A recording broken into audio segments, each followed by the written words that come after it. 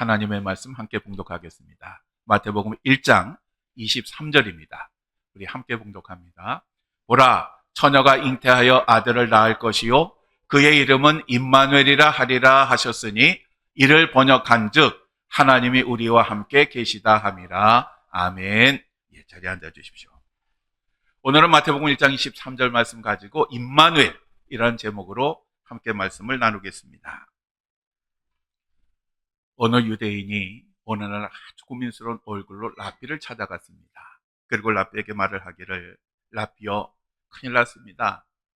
제게 자식이라고는 아들 하나밖에 없는데 이놈이 나가서 기독교를 믿고 있습니다. 어떻게 하면 좋겠습니까? 그러자 랍비가 심각하게 대답을 합니다. 사실 나도 아들놈이 있는데 이놈도 밖에 나가서 기독교를 믿고 있네. 나도 어떻게 해야 될지 모르겠네. 그래서 이 두 사람이 하나님께 그 대답을 묻기로 하고 열심히 기도를 했습니다.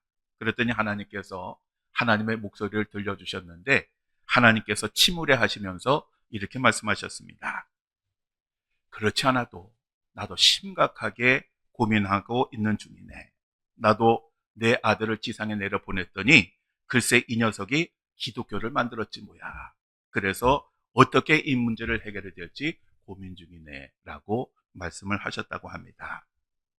오늘은 예수님이 이 땅에 오셨음, 그리고 성령으로 우리와 함께 하심, 그리고 앞으로 재림주로 오실 그 예수님을 기억하고 기념하는 강림절의 시작입니다. 대림절이라고도 하죠. 그래서 오늘은 예수님의 이 오심에 대한 말씀을 함께 나누려고 합니다. 우리가 구약 성경에 보면 지혜의 대명사로 솔로몬을 이야기합니다. 이 솔로몬은 처음은 정말 좋았습니다. 그런데 말년이 좋지 않았습니다. 말년에 예루살렘을 그리고 성전을 우상 숭배로 더럽히고 말았습니다. 그래서 하나님께서 분노하셔서 그 나라를 두 개로 쪼개셨습니다. 그리고 하나님은 그가 가졌던 모든 것들을 이제 빼앗아 가시게 되는데, 다만 그 아버지 다윗을 보셔서 솔로몬 때 행하시지 아니하시고 그 아들 때 행하셨습니다. 그래서 솔로몬까지는 통일왕국이 유지되다가 그 아들 때부터 북이스라엘과 남유다 두 개로 나누어지게 됩니다.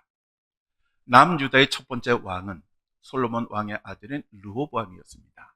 근데 이 르호보암은 어렸을 때 그 아버지가 하는 일을 잘 보고 배웠는지 산당을 만들고 우상을 숭배하였습니다. 그래서 하나님께서 심판하시게 됩니다. 하나님은 애굽왕 시삭을 들어서 예루살렘 왕궁과 성전에 있는 모든 그런 보물들을 약탈하게 하셨습니다. 그리고 솔로몬 때 금이 너무너무 차고 넘쳐서 금방패를 만들었는데 그 모든 것들도 다 빼앗게 하셨습니다. 뿐만 아니라 이 르호보암 때에는 북이스라엘의 여로보암과 계속해서 전쟁을 치르게 하셨습니다. 이 전쟁을 치른다라고 하는 것이 얼마나 큰 비극인가 하는 것은 우리들은 역사를 통해서 잘 압니다. 하루도 편할 날이 없는 그러한 날이 이 르호보암 통치 시대에 계속이 되었습니다. 그리고 르호보암의 뒤를 이어서 남유다의 왕이 되었던 아비암도 처음에는 하나님을 경건하게 섬기는 것 같았는데 결국 조상들의 죄의 길을 따라갔습니다. 그리고 이 아비암의 뒤를 이어서 아사가 유다의 세 번째 왕이 되었습니다. 그런데 이 아사 왕은 자기 아버지와 할아버지가 아니라 증조 할아버지인 다윗을 닮았습니다. 그래서 이 아사는 하나님을 잘 섬겼고 하나님 보시기에 정직하게 행하셨습니다. 그리고 이 아사 왕은 종교 개혁을 단행을 했습니다. 그래서 동성애자를 없앴습니다. 그리고 어머니 마아가가 아세라 신상을 만들어 섬기자 이 아사 왕은 자기 어머니를 바로 폐위를 시켜버렸습니다. 그리고 그 어머니가 만든 그 우상을 기동 골짜기에서 불태워버렸습니다. 그리고 유다 백성들에게 명령을 해서 다시 하나님을 찾게 하고 하나님의 율법과 명령을 지키도록 엄격하게 명령을 하였습니다. 역대하 15장 14절에 이러한 아사왕의 마음을 일평생 여호와 앞에 온전하였다라고 그렇게 표현을 하고 있습니다. 그래서 하나님은 이러한 아사 왕에게 평안을 주셨고 그가 통치를 하는 동안 아무 전쟁도 없는 아주 평안한 그러한 나라를 주셨습니다. 그런데 한 번은 구스 사람들이 100만의 대군을 이끌고 유다를 침공을 했습니다. 그래서 이 아사 왕은 58만 명의 병력을 긁어 모아서 전쟁터로 나가게 됩니다. 그리고 적과 전쟁을 시작하기 전에 이렇게 하나님 앞에 기도를 합니다. 우리 함께 읽겠습니다. 여호와여, 힘이 강한 자와 약한 자 사이에는 주밖에 도와주리가 없사오니 우리 하나님 여호와여, 우리를 도우소서. 우리가 주를 의지하오며 주의 이름을 의탁하옵고 이 많은 무리를 치러 왔나이다. 여호와여, 주는 우리 하나님이시오니 원하건대 사람이 주를 이기지 못하게 하옵소서. 아멘. 한마디로 말하면 하나님, 이제 전쟁을 치르는데 우리 하나님밖에 우리들에게 없으니 하나님 우리와 함께 해주세요 라고 하는 그러한 기도입니다. 하나님은 이러한 기도를 들으셨고 구스 사람들을 치셨습니다. 그래서 이 아사왕의 군대는 이 100만 대군을 완전하게 괴멸을 시킵니다. 그리고 그들의 가지고 있던 모든 것들을 탈취해서 예루살렘으로 돌아오게 됩니다. 그러자 그 하나님의 영을 받고 기다리고 있던 그 아사랴 선지자가 왕에게 이런 말을 합니다. 우리 함께 읽어보겠습니다. 아사와 및 유다와 베냐민의 무리들아, 내 말을 들으라. 너희가 여호와와 함께하면 여호와께서 너희와 함께 하실지라. 너희가 만일 그를 찾으면 그가 너희와 만나게 되시려니와 너희가 만일 그를 버리면 그도 너희를 버리시리라. 이스라엘에는 참 신이 없고 가르치는 제사장도 없고 율법도 없은 지가 오래되었으나 그들이 그 환난 때에 이스라엘 하나님 여호와께로 돌아가서 찾음에 그가 그들과 만나게 되셨나니 때에 온 땅의 모든 주민이 크게 요란하여 사람의 출입이 평안하지 못하며 이 나라와 저 나라가 서로 치고 이 성읍이 저 성읍과 또한 그러하여 피차 상한 바 되었나니 이는 하나님이 여러 가지 고난으로 요란하게 하셨음이라. 그런즉 너희는 강하게 하라. 너희의 손이 약하지 않게 하라. 너희의 행위에는 상급이 있음이라. 아멘. 이 말씀은 너희가 정말 원한다면 하나님은 너희와 함께 하실 것이다 라고 하는 그런 말씀입니다. 아사 왕은 이 말을 듣고 대대적인 종교개혁을 단행을 합니다. 그래서 그동안 모든 성읍에 있었던 우상들을 완전히 제거를 했고 그리고 성전 제단도 제거를 하였습니다. 그리고 백성들을 다 성전으로 모이게 해서 하나님 앞에 대대적인 제사를 드렸습니다. 그리고 이스라엘 백성들에게 이제는 너희가 우상 숭배를 다 버리고 하나님만을 섬길 것을 요구를 했고 이스라엘 백성들은 이러한 아사 왕의 요구에 다 그렇게 하겠다고 하나님 잘 섬기겠다고 그렇게 약속을 했습니다. 근데 우리가 생각하기엔 되게 쉬운 얘기 같은데 이게 굉장히 어려운 일이 뭐냐 하면 이스라엘 백성들이 우상을 숭배한 지가 굉장히 오래되었습니다. 몇 세대를 거치면서 우상을 숭배하게 되니까 그게 몸에 배어 있었습니다. 그들은 선민이었고 하나님이 선택한 백성이었지만 그거와는 상관이 없는 그러한 삶을 꽤 오래 살았습니다. 솔로몬 때부터 그랬으니까 얼마나 그들이 그 하나님 앞에 그 신앙생활 하는 게 익숙지 않게 되었겠습니까? 그런데 그렇게 강팍했던 그 사람들이 웬일로 이 아사왕이 이제는 하나님 잘 섬기고 그 말씀을 잘 지키라고 했을 때 그렇게 하겠다고 약속을 합니다. 그 이유가 무엇이었을까요? 역대하 15장 9절에 이렇게 말씀합니다. 우리 함께 읽겠습니다. 이는 이스라엘 사람들이 아사의 하나님 여호와께서 그와 함께 하심을 보고 아사에게로 돌아오는 자가 많았음이었더라. 아멘. 즉 강팍했던 이스라엘 백성들이 왜 아사 왕의 말에 순수히 순종을 하고 하나님께 돌아왔느냐? 그것은 그들이 하나님이 그 아사 왕과 함께하는 것을 눈으로 직접 보았기 때문에 그렇습니다.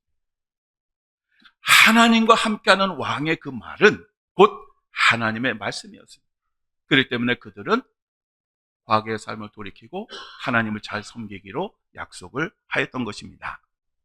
이러한 이야기는 창세기 21장에도 나옵니다. 하나님께서 아브라함을 가나안 땅으로 부르십니다. 그래서 그 아브라함이 처음 들어온 땅이 블레셋 땅입니다. 가나안에 있는 블레셋 땅이었는데 그 블레셋 땅으로 들어갈 때에 이 아브라함이 꼼수를 부립니다.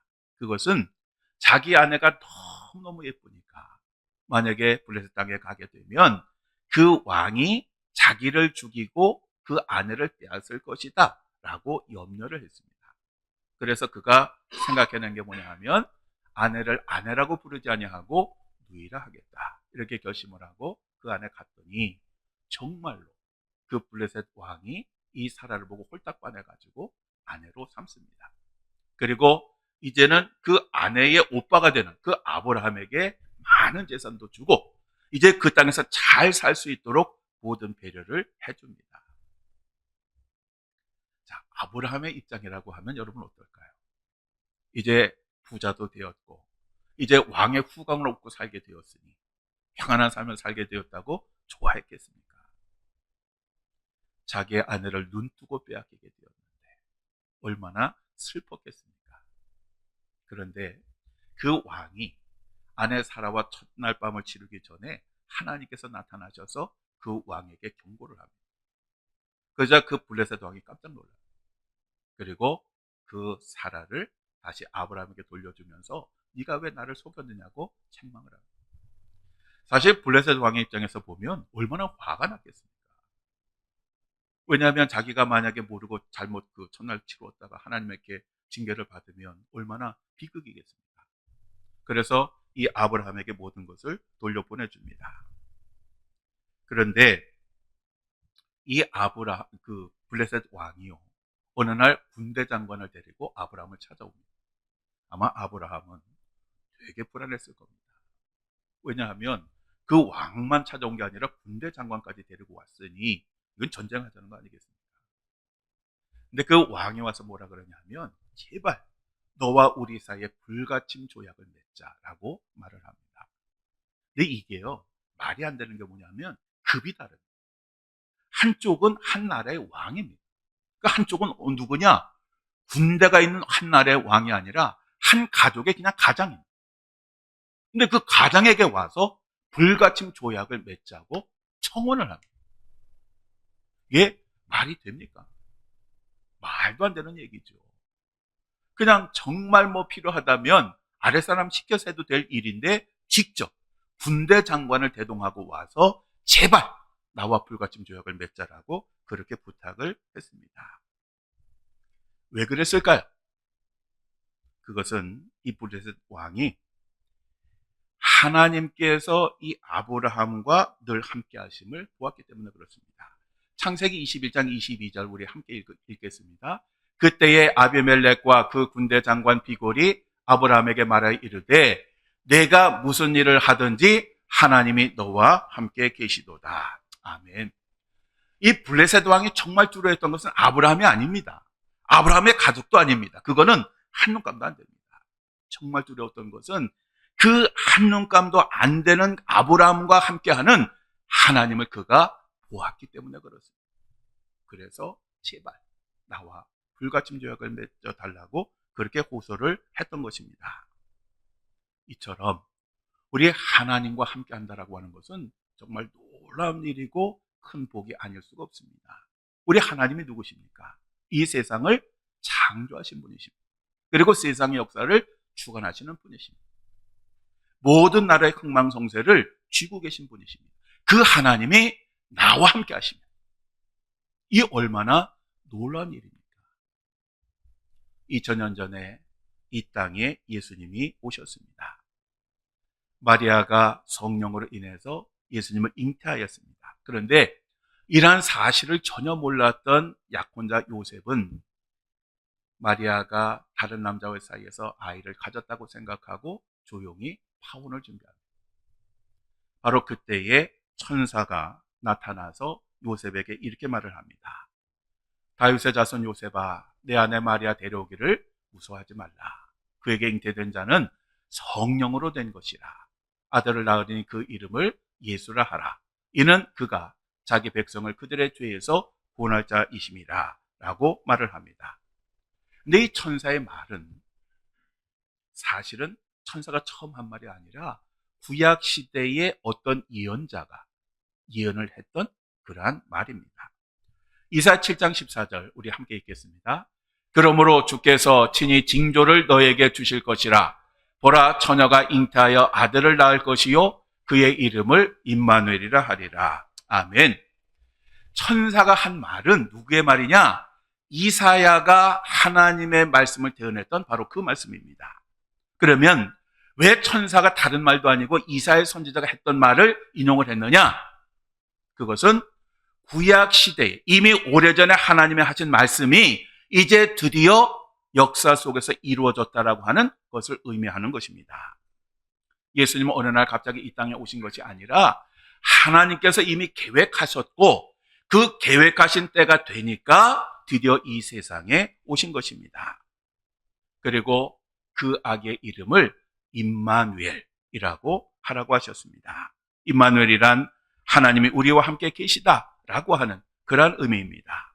즉 예수님은 우리와 함께 하시기 위하여 육신을 입고 이 세상에 오신 하나님을 의미하는 것입니다. 기도의 부족함을 느끼고 기도의 그 문을 열기 위해서 여러 달 동안 산을 쫓아낸 어느 권사님이 계셨습니다. 이 권사님이 산마다 가면 정말 부르짖어 기도하는 그런 기독교인들이 참 많이 있었습니다. 그런데 어느 날 어떤 교인이 기도하는 것을 보는데 이 교인이 뭐라고 기도하냐면 주여 오시옵소서라고 그렇게 계속해서 반복해서 기도를 합니다.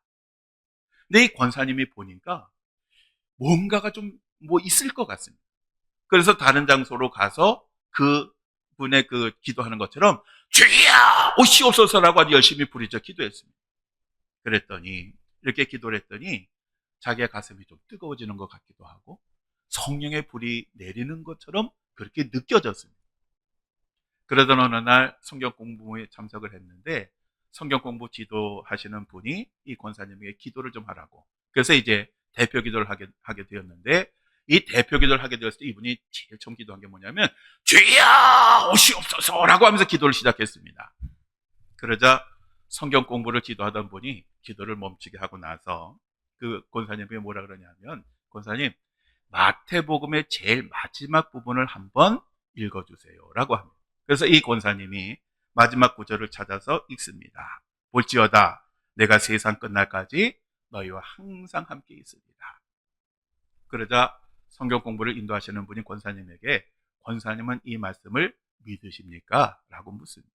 그러자 당연히 권사님은 당연히 믿지요 라고 그렇게 대답했습니다. 그러자 성경 공부 인도하시는 분이 그 약속의 말씀에 의하면 지금 주님이 어디에 계십니까? 권사님은 당연히 내 곁에 계시겠지요 라고 대답했습니다. 그러자 성경 공부를 인도하시던 분이 그렇다면 기도를 하면서 왜 그렇게 악을 쓰십니까? 제가 기도하겠습니다. 그리고 이 인도자가 기도를 시작했는데 기도 시작이 뭐냐 하면 주여 여기에 우리와 함께 계신 것을 감사합니다 라고 쭉 기도를 이어나갔습니다. 사실 이 권사님이 자기의 기도를 끄는 것도 사실 기분이 나빴고 자기의 기도를 지적하는 것도 기분이 나빴는데 주님 여기에 우리와 함께 계심을 감사합니다. 이 말씀이 그 가슴에 확 박혔어요. 그러고 나서 그 이후로 항상 나와 함께 하시는 하나님, 나와 함께 하시는 예수님을 찾는 그러한 노력을 하게 되었다라는 것입니다. 마태복음 28장 20절 우리 함께 읽겠습니다. 볼지어다 내가 세상 끝날까지 너희와 항상 함께 있으리라. 아멘. 여러분 이 약속의 말씀이 왜 중요하냐 하면 예수님의 이름을 뭐라 그러라고요? 임마누엘. 임마누엘이 무슨 뜻입니까? 우리와 함께 계신다라고 하는 뜻입니다. 그러니까 예수님께서 세상의 모든 사역을 마치시고 하나님 곁에 가실 때에 하신 말씀, 내가 영원히 너희와 함께하리라 라는 그러한 말씀입니다. 바로 이것이 임마누엘입니다. 그리고 이 임마누엘이 우리를 향한 하나님의 마음입니다. 우리 하나님은 하나님에게 구속당하는 것이 싫고 통제당하는 것이 싫어서 자유를 찾아서 도망을 간 인간들을 끊임없이 찾아오셨습니다. 그래서 우리가 성경을 읽어보면 인간은 끊임없이 하나님을 배신하고 도망가서 죄를 짓고 그러한 인간들을 끊임없이 찾아오신 분이 하나님이십니다. 그리고 육신을 입고 직접 이 세상에 오셨습니다. 그리고 우리와 함께 하신 그 하나님이 우리와 함께 하시니 우리가 얼마나 큰 복을 받았습니까?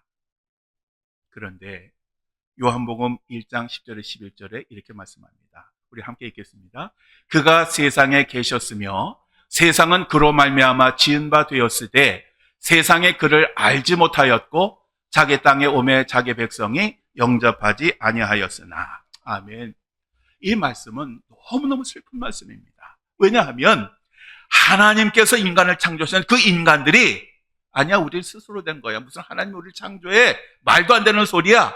그런 비성적인 얘기 하지 마. 이렇게 말을 하고 또 그 하나님이 육신을 입고 이 세상에 오셨는데 인간들이 그 예수님을 영접하지 않았습니다. 여러분 예수님께서 이 땅에 오셨을 때에 누가 예수님을 영접했습니까? 예수님을 영접했던 사람들은 종교 지도자들이나 아니면 성경을 전문으로 연구하고 가르치는 아니면 종교적으로 아주 열심을 자랑하는 사람들이 아니었습니다. 소위 기득권자들은 메시아의 오심을 간절히 기다린다고 말은 열심히 했습니다. 그렇지만 정작 그들의 마음은 원하지 않았습니다. 왜냐하면 자기들이 그 누릴 것을 다 누리기를 원했기 때문입니다. 그래서 그들은 예수님께서 이 땅에 오셨을 때에 예수님을 부인했습니다. 오히려 예수님을 십자가에 못 박아 죽였습니다. 정말 예수님을 영접했던 사람들이 누구냐? 들판에서 밤새 양을 치던 무명의 목자들이었고 이방에서 온 박사들이었습니다. 그리고 병들고 가난하고 힘이 없고 자기 자신이 죄인이라고 인정하는 그 사람들이 예수님께 나왔고 예수님을 영접을 했습니다.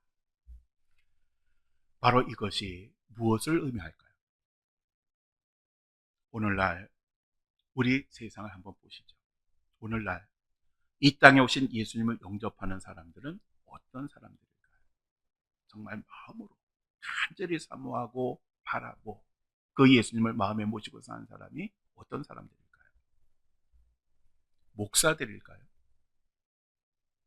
아니면 장로나 권사들일까요? 물론 있지요. 그런데 오늘날 교회가 이 모양 되는 이유가 무엇일까요? 그리고 예수님을 평생 믿는다고 하는데 그 삶이 변화되지 않는 이유는 도대체 무엇일까요? 정말 능력의 예수님이 그 삶에 오셨다면 그 마음의 중심에 계신다면 어떻게 이렇게 강박한 삶을 살 수가 있겠습니까? 오늘날 많은 그리스도인들이 교회를 출석합니다. 이 시간에도 수많은 사람들이 각 교회에서 예배를 드립니다. 그런데 과연 그들은 예수님을 마음에 영접하고 있을까요?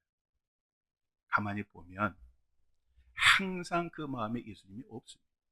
항상 많은 사람들이 예수님을 인생과 마음 밖에 세워두고 필요할 때만 불러드립니다. 필요할 때만 기도하고 필요할 때만 예수님을 찾습니다. 우리 예수님은 항상 임마누엘 하기를 원하시지만 인간들은 항상 임마누엘을 원하지 않습니다. 그냥 필요할 때만 임마누엘 해주세요. 이렇게 살아가고 있는 것입니다. 그러한 사람들에게 오늘 예수님께서는 무엇이라고 말씀하실까요? 사랑하는 성도 여러분, 성탄절의 참된 의미는 임마누엘로 오신 그 예수님을 우리 마음과 인생 안에 모시는 겁니다. 밖에다 세워두고 바라보고 찬양하고 그리고 예배드리는 것이 아니라 내 마음 안에 내 인생 안에 그분을 모시는 겁니다. 항상 임마누엘. 그러니까 때를 따라 임마누엘이 아니라 그 예수님의 그 간절한 바람처럼 항상 임마누엘의 그 예수님을 모시고 살기를 원하시는 것입니다. 만약에 그렇지 않다면 성탄절은 우리와 전혀 상관이 없는 그런 날입니다. 강림절이 시작되는 이 날에 우리 자신은 정말 항상 임마누엘의 하나님을 모시고 사는지 아니면 우리도 다른 이들처럼 그냥 때를 따라 필요한 임마누엘의 예수님을 모시고 사는지 한번 점검을 하고, 이제 우리들은 매일 우리들의 삶 속에 오시옵소서가 아니라 함께 하시는 그 예수님을 찬양하고 노래하고 섬기고 함께 동행하는 그러한 복된 성도들이 되시기를 주님의 이름으로 간절히 축원합니다.